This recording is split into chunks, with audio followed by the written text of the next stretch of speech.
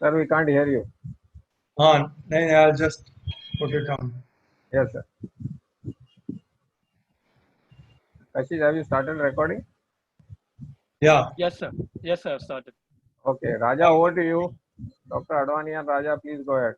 Yeah.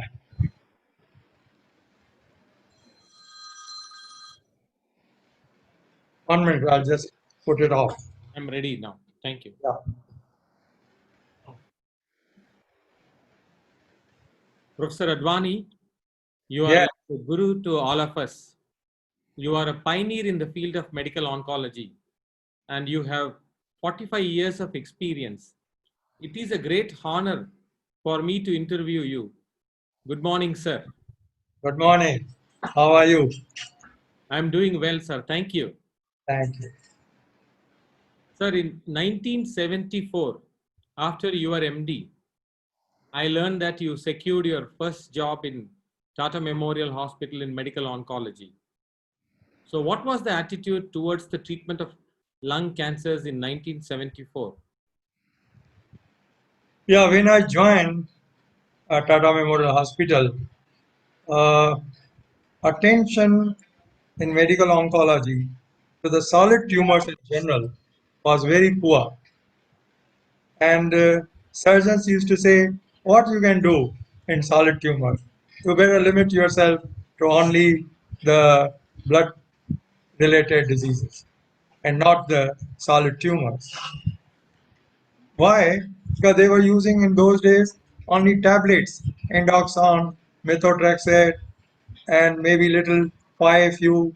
These are the 3-4 drugs which are available. Even that time, vincristine has just come in, and therefore they did not have any access to any of these drugs. And therefore the attitude was, don't do anything for the solid tumors, including the lung cancer. So I think at that time it was really the support care, and even support care was very preliminary. The only support care was go home and live a life over there. That was a support care in 1974. Sir, in the 1970s and 80s, the prognosis was considered to be poorer for advanced non-small cell lung cancer as compared to small cell lung cancer. I believe that was the perception at that time. What can you tell us about the perception towards non-small cell lung cancer versus small cell lung cancer in 70s and 80s? I think even for the small cell carcinoma, usually these are the patients who used to come with the advanced disease all over the body, metastatic disease, and then they used to respond maybe with some injection endoxon or methotrexate. They used to respond for a very short period of time, and then they will progress. So overall, whether it's a small cell or non-small cell, it was sort of a borderline difference. And I must also say that that time the pathology was poor, and therefore it was very hard to sort of believe that is a small cell versus non-small cell. The only thing which we were satisfied was that it's a lung cancer. So you already mentioned about very few drugs available at that time. What were the drugs available for the treatment of non-small cell lung cancer in 1980s? And we learned that only few agents were available, and at best they produce a response rate of in a single agent 15%. Combination chemotherapy showed a response rate of less than 20%. What would you do to treat these patients in the 1980s? I think it was very clear those days that we used to use endoxon, maybe methotrexate, 5-FU, play around with that, and the response rate was negligible. The first time when we were really excited, and that was the excitement not only with us, but all over the world, was the introduction of cisplatin. That made a big difference as a single agent as well as in combination of these. So the commonest protocol was cisplatin with cyclophosphamide. These two drugs were used, and we used to say fantastic response. And that was the thing that we started. So I think the improvement in the uh, lung cancer really started with the introduction of cisplatin, which made a big impact in the overall outcome also, and also the response rate.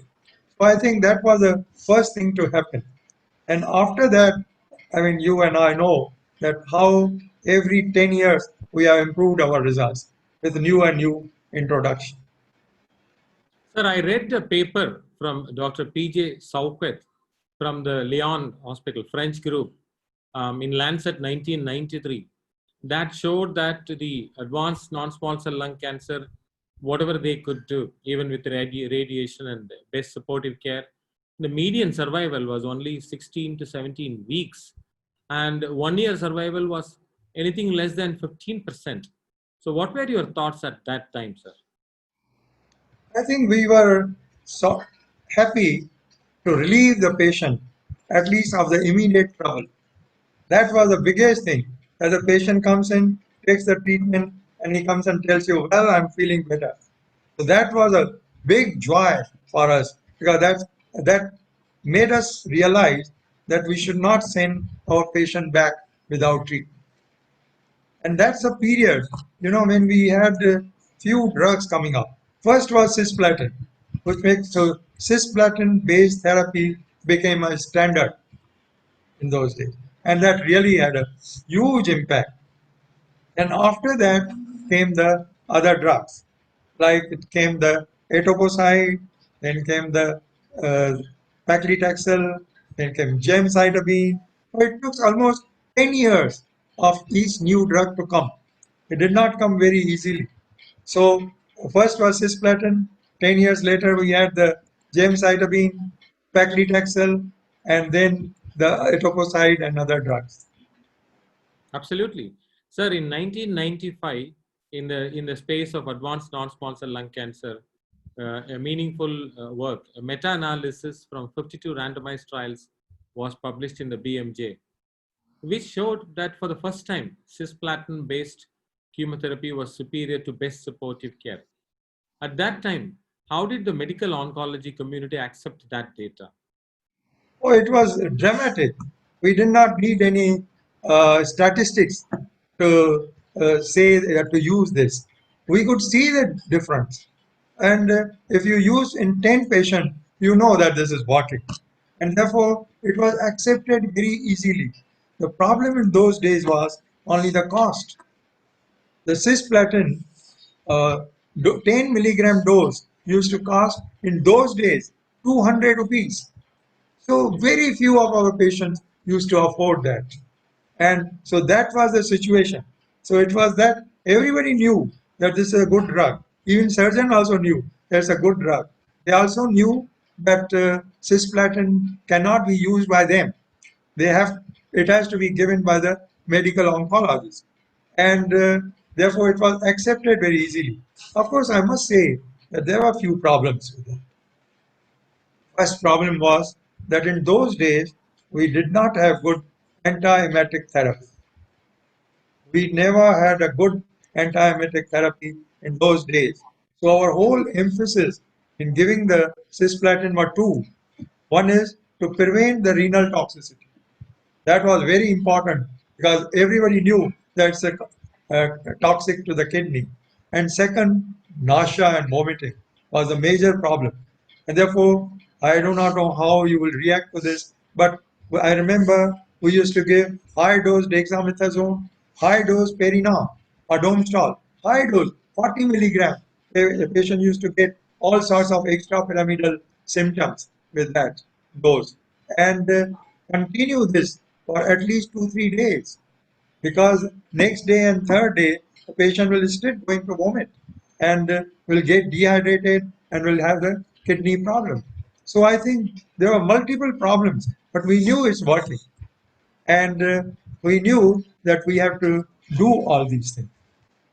But there was a limitation, and therefore everybody could not accept it.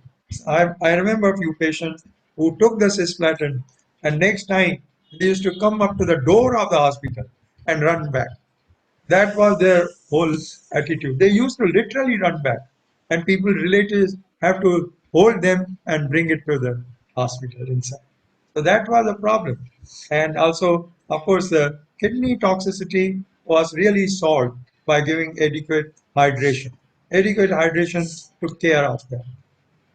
It is fascinating to hear the story of cisplatin, cost, toxicity, and how you all, taught us how to handle the drug cisplatin, and I mean that has kind of revolutionized the care not only in non-small cell lung cancer, probably for several other malignancies. If I'm not wrong, that was the contemporary time for the germ cell tumors also. That's when cisplatin became a very Yes. important drug.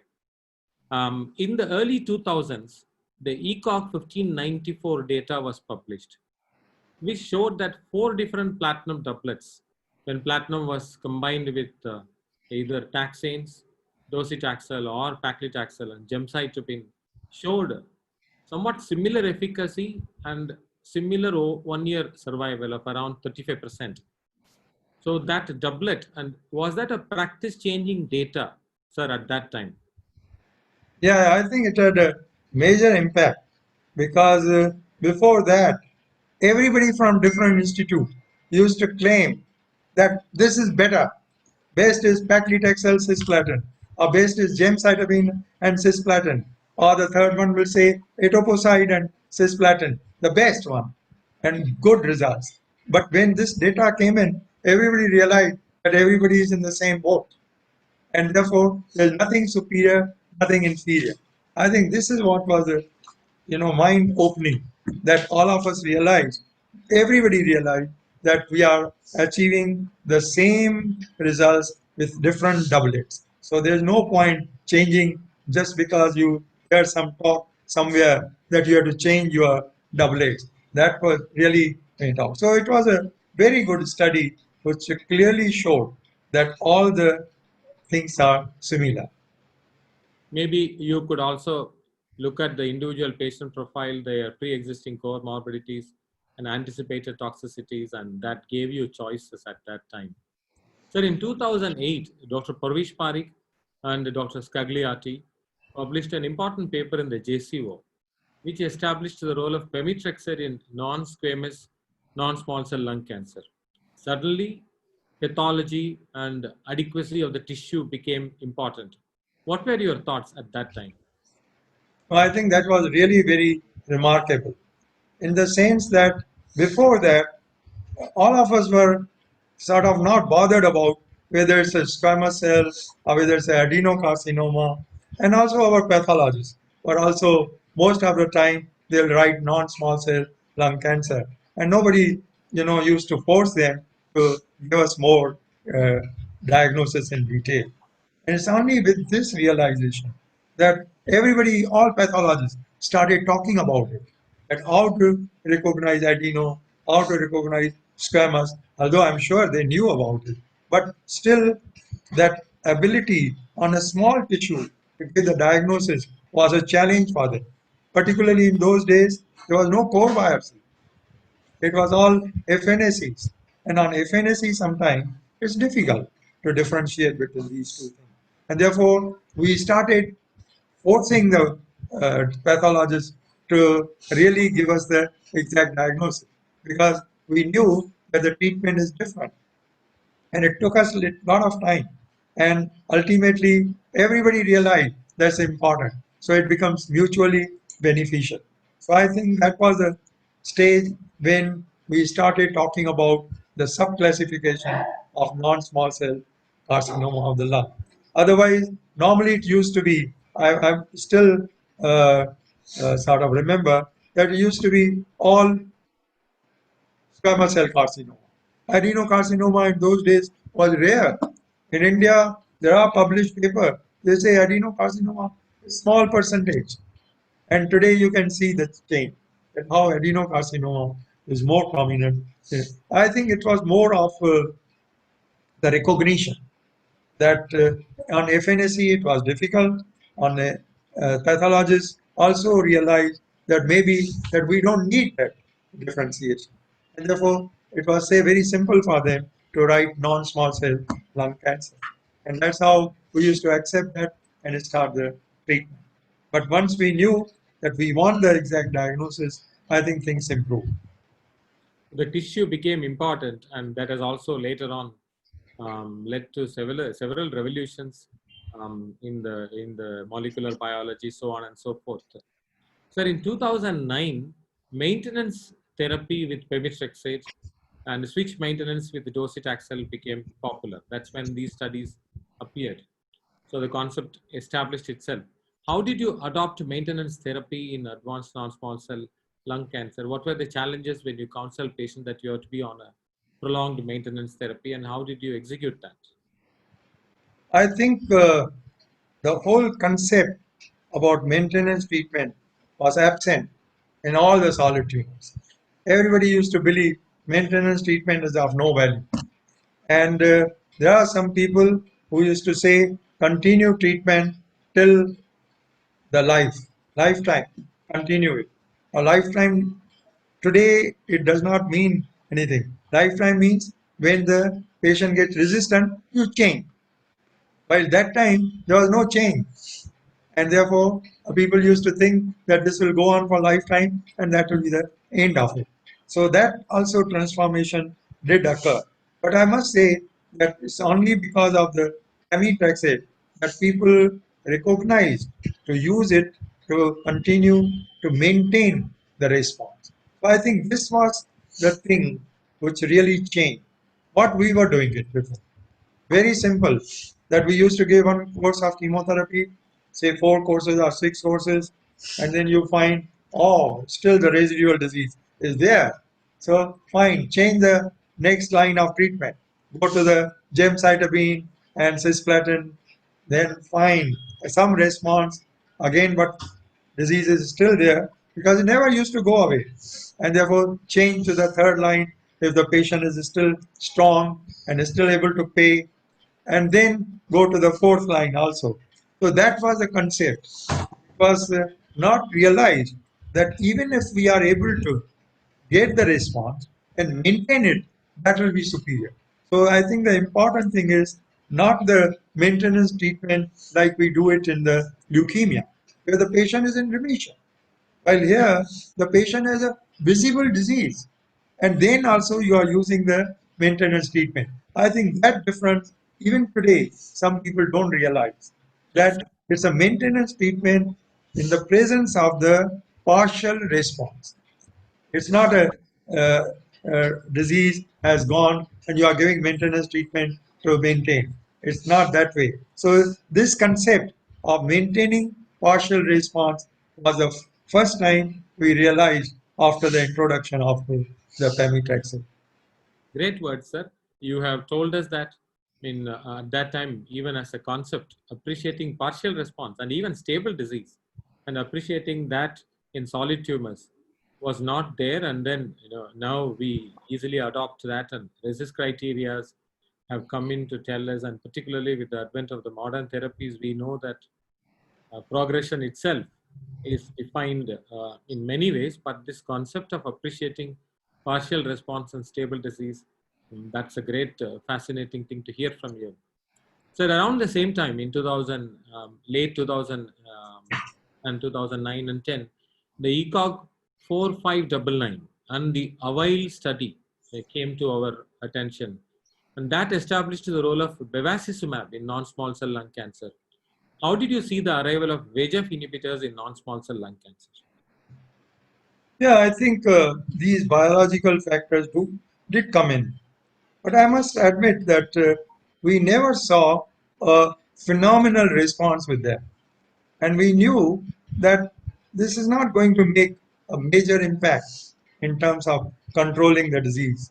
So it was not really, one was a cost factor and second was the response factor.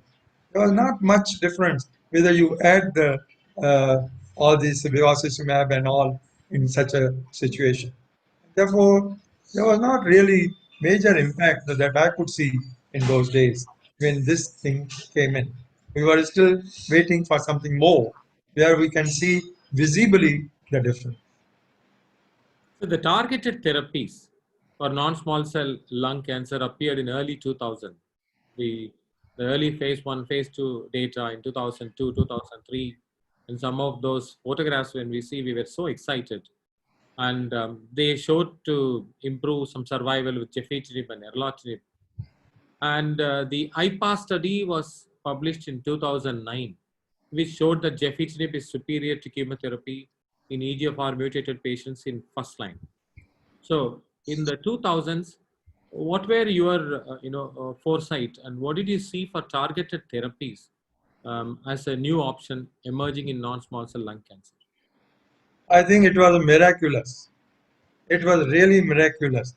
But we could see with our own eyes that patient is receiving no chemotherapy, and with a tablet, the disease can disappear. That was really phenomenal. And I think we really accepted it very quickly. And of course, it was few patients, but even few patients with complete response make a major impact in your brain. You cannot just believe it that it has happened, that X-ray has become normal. That's really, I used to tell my students and colleagues over there, look, X-ray has become clear from here to there. And it used to be really, everybody used to look at that patient, how is he feeling? So I think it's a phenomenon that one sort of a step made the major impact in all of us. And this was a result better than what we sort of got it when the cisplatin came in. That was also a major thing, but this was beyond that. So in 2009, AFCO had a presidential address on personalizing cancer care.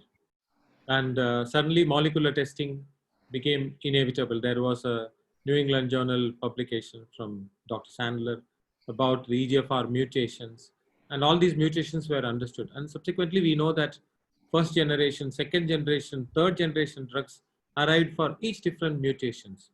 But in 2009, what did you see as a landscape for precision medicine, personalizing medicine in non-small cell lung cancer?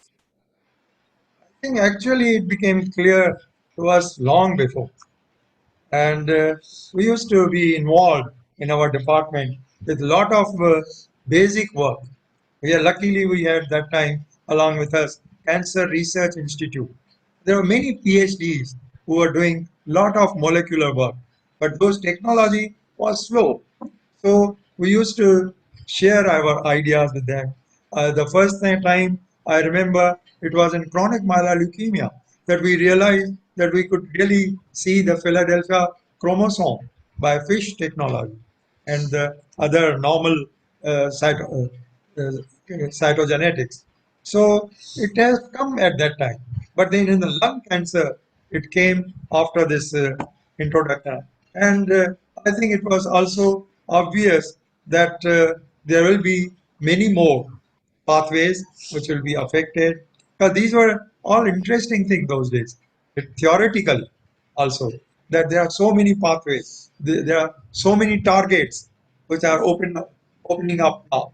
And more new drugs will come because we know now targets. So in those days, when I used to start the lecture, I used to say that olden days of drug discovery by serendipity that just came in is over. Now we have the mind-made drugs which will recognize the target and develop them.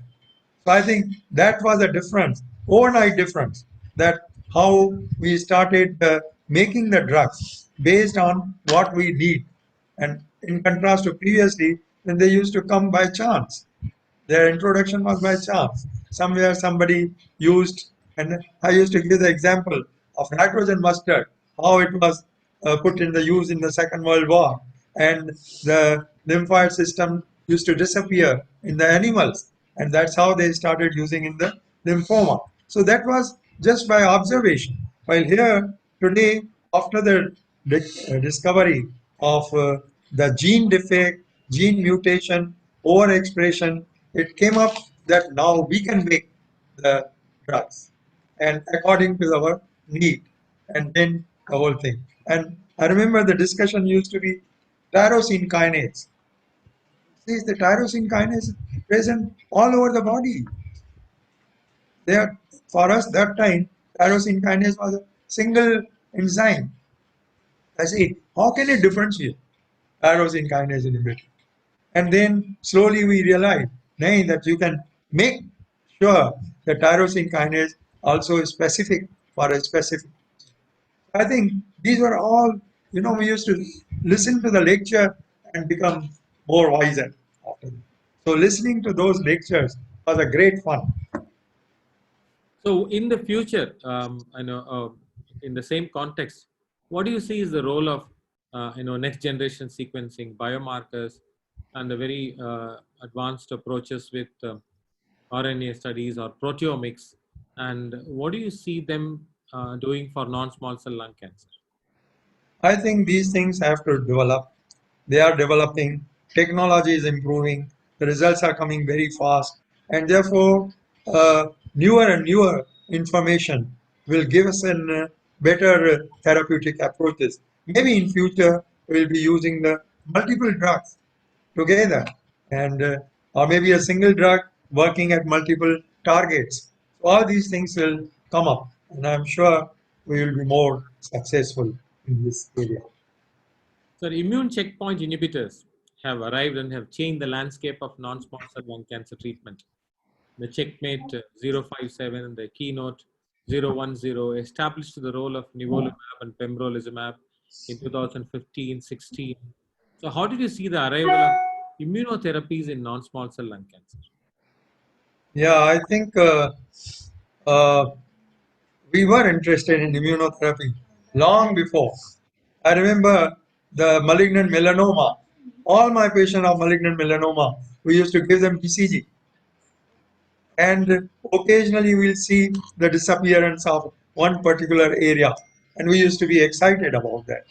And then we did use BCG in many other conditions also as an experimenter, but nothing worked till the information about biology of the immune system came in, and then the recognition of the PDL1, PD1, and I think it has been a dramatic change that has happened after that. That today, by giving the or manipulating the immune system, we are able to make the T cells to destroy the tumor cells, and that I think was beyond imagination. I must say that we never expected such type of the phenomenal targeted immunotherapy. So now a lot of work is being done in locally advanced non-small cell lung cancer with immunotherapies. So I can ask you, what do you foresee for these therapies' role in early stage non-small cell lung cancer in the future? Immunotherapies. Yeah, I think in the early stage lung cancer, it will take time before we go away from the surgery. Because surgery is such a dramatic one-day job, and surgery is also becoming simpler and simpler. But I think sooner or later, there are people who will not be eligible for the surgery, and they will opt for some other. And I feel that if it is working in the advanced cases so well, I cannot imagine why it should not work in the early cases. And maybe it needs, like we know that radiotherapy combined with the immunotherapy works better. So maybe in the early stage, you can combine radiotherapy along with the immunotherapy and get the equally good result as compared to the surgery. So I think obviously we are looking forward for using the immunotherapy in combination with other modalities of the treatment.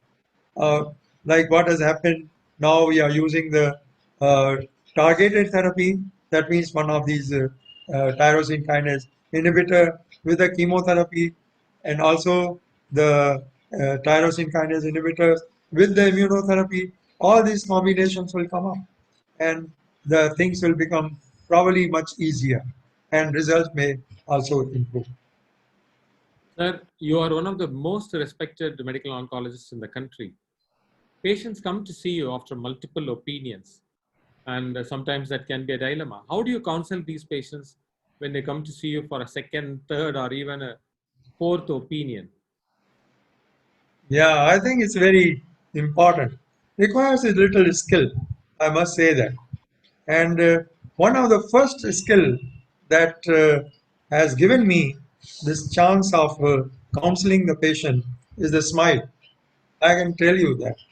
The moment patient enters, he looks at me and he says, "Fine, my half of my disease is gone because I'm seeing you." Many patients come and tell me that. And I don't see any other thing except the smile. And some patients have also told me that they have gone to many doctors, not only me, but they go everywhere. He says, everybody, when they go through my papers and look at me, they think that something has fallen for them. They make such a serious face that I get afraid. And it's only when I saw you that I am not afraid now. So it has changed. So that it's a thinking process also at that condition. Second thing is, of course, I think it's very important to be to show and keep some hope. I think it's important. We cannot be inhuman.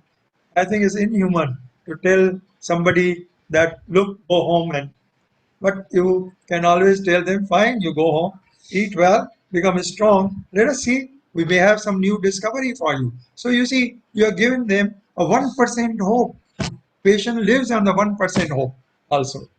So I think you have to really never take away the hope from the patients. So I have realized that by talking, of course, I mean I'm not saying that you have to give them also. Suppose a patient is really good for some treatment, give him the treatment, of course. But suppose you have to tell them that we have no treatment, you have received all the best of the treatment, and now there's nothing. That also can be conveyed very, very gently and in a positive note. I call it positive note. Some people feel that that's not correct. You should tell them openly that this is we have nothing. You go home, and they even give them the time. I say, how are you giving the time to anybody? Never give the time to somebody. Give them 3 weeks. You have 3 weeks to live. Go home. You have 6 weeks to live. You have 6 months to live. Live. I think it's ridiculous. I even if the patient insists, knowing how much I'm going to live, I always sort of manage in a way that I can't give them the time period. Because then they are looking at that time, they are wasting their life even today. So that's the thing. So I think all of us have to realize in oncology, particularly in oncology, where you give the time based on what?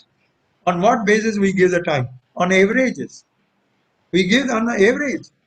Average never applies to the individual. So I hate to give this time period to somebody. So if you keep these few things in mind, I think you will do a good sort of service to the humanity, particularly patients who are suffering from it, so that in the last sort of period of their life, they can have some hope and go on. Very And I have done wonderful. this. I have done this even in the patients who are in ICU. They know that tomorrow something is going to happen, but I tell them, no, no, you are fine. I think we are giving you the treatment, whatever you are giving. You may be giving tablets, and maybe let us see how it happens. Build up. So I think these are few words which you use. I mean, obviously, I'm not hiding anything from the patient. Relatives, when they come and ask us, we tell them. But again, I don't tell them time. I tell them, yes, is that we really do not have a effective treatment. So everybody is informed. Most of the time the patient knows, but you don't have to tell him that. I think that's an important thing to realize. Patients are not unclear about it. They are very clear. When they come to us, they are very clear. They are hoping for the moon, but they come with the hope, that few percent hope, and then you take away that hope. I think that's not good. Nicely said, sir. Patients come to you hoping for the moon. I have seen some of your patients. They adore you. I have seen that with my own eyes. Sir, what is your advice to the medical oncologists for being professional and mutual respect among medical oncologists? No, I think modern medical oncologists are doing a wonderful job. You must remember that. Because in my days, it was very simple. Few surgeries, few drugs, and radiotherapy, where the radiotherapist used to mark like this and send the patient down to the machine. That was the situation in oncology. Today is more precise. You have to think more, you have to learn more, you have to apply that perfectly. So it's a great job that all the young medical oncologists are doing it. And because they're during the learning process of 3 years, I think that's a big sort of experience that they get in 3 years. What we used to get in 20 years, they got it in 3 years. So as soon as they are over with 3 years, they are as good as us, and there's no difference at all. So they can really practice nicely. Few things which come by experience. I think like how to convey the diagnosis, how to discuss with the patients, and how to really make sure that the treatment is palatable for them. All these things, they come up with the experience slowly. So that requires little experience talking to them. I know some of the doctors, they don't even look at the patient. They look at the case paper and they talk, then patient is out. They don't listen to the patient. So I think that that's the little difference which comes by experience. We have to, all of us have to learn to listen to the patient. Never interrupt the patient when he's telling you his history, and listen to him and then try to give him the whatever advice. So I think it's a great job. Everybody is doing it, and I really wish them best of the luck. Very encouraging words. Sir, I learned that you were born in Pakistan in 1947, just before the independence. And then you were denied a seat in MBBS in Grant Medical College in 1965. And then you had to fight with the dean and secured your seat. You took up medical oncology in 1974 when it was a neglected branch. You have overcome several odds in life. Sir, what is your advice to the medical oncologists when they face challenges in life? Yeah, you see, basically, all of us have a challenge throughout their lifetime. Challenge never stops. Today, one challenge is over, the next challenge is in front of you. So that's how one has to use your own potential to overcome those challenges. I think that's the only way that we can progress in future, and that's what really happened in our some by your own effort, some maybe by luck from the Almighty. So I think we should also in our practice we should never forget the Almighty.